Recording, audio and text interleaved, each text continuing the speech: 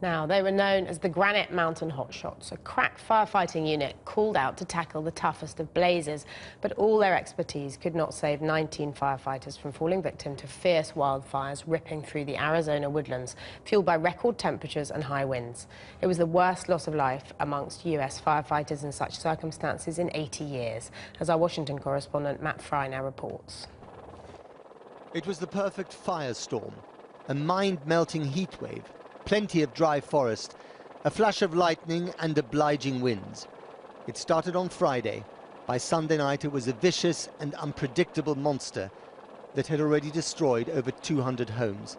Got the evacuation notice and we had no time. We got the dogs. We got the wife. It's gone. The house was on fire when we left. Everything was there, but it was on fire, so it's gone. The winds changed direction, and in a matter of minutes, half the homes were up in smoke. From hurricanes to tornadoes and now wildfires, the elements seem to have it in for America this year. Wildfires are terrifying, but they don't tend to kill. This one was different.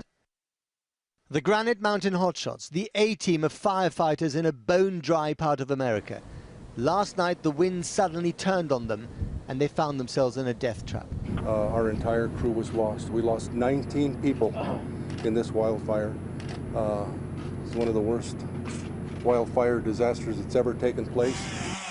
Well, these are the guys that'll go out there with 40, 50 pounds of equipment as they try to develop fire lines and put protection between homes, natural resources, and still try to remain safe.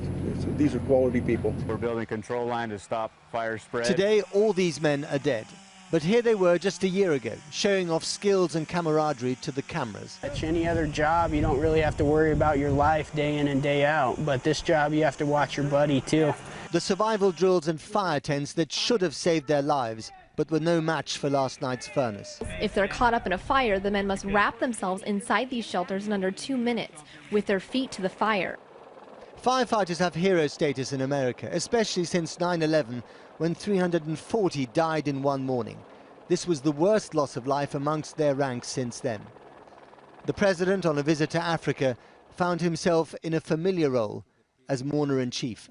Obviously, the news is heartbreaking, and our thoughts and prayers go out to the families of the brave firefighters who are out there. I think we're going to have to ask ourselves a set of broader questions about how we're handling increasingly deadly and difficult firefights.